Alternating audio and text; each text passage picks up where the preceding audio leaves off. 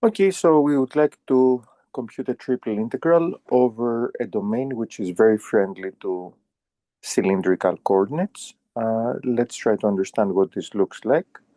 So we have a cylinder of radius 3, and it's the part of it that lies in the first octant where all the coordinates are positive. And we go from, so the radius here is 3, and we go from z equals 0 to z equals 2. And so this is u. And by turning to cylindrical coordinates, dr, r, in other words, will run from 0 to 3. Theta is restricted between 0 and pi over 2 because our domain projects onto the first quadrant. And finally, z is between 0 and 2. So we get a nice box of sorts in cylindrical coordinates.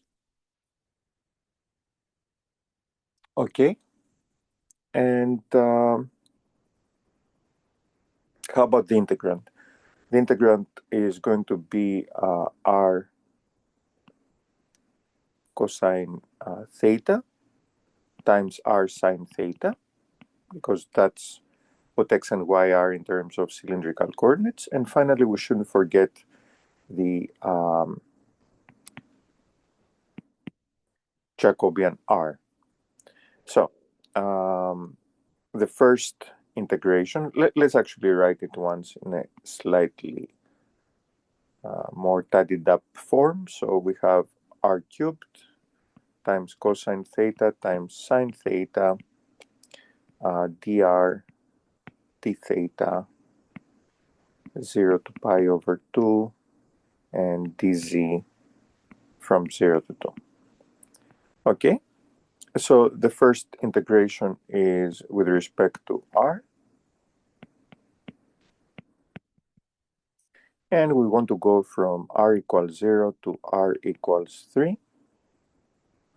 And then we're integrating from 0 to pi over 2 d theta, and finally from 0 to 2 dz.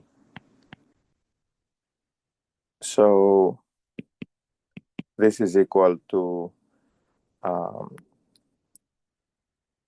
r third, for r equals 3 to the fourth power, we'll get 81. So we get 81 over 4, and we can push this 81 over 4 outside the integration. It's a constant.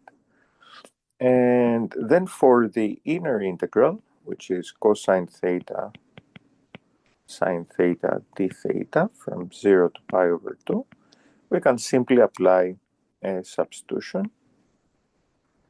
So we do u is equal to sine theta, and du will be cosine theta d theta. And what we have to be careful about is that we need to apply the substitution to the endpoints of the integral.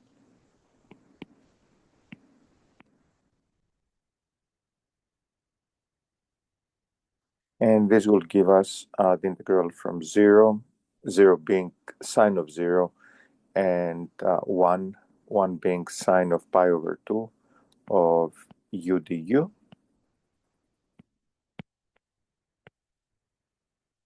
Which is the same thing as integral from 0 to 2. And this will be u squared over 2 from 0 to 1 dz. And now you can see where this whole thing goes. We will have 1/2, which is the integral. And finally, since this is a constant integrated over an interval of length 2, we will have to multiply by 2. These two things cancel each other. And eventually we get our final answer, which is 81 over 4. And that's all. Thanks for watching.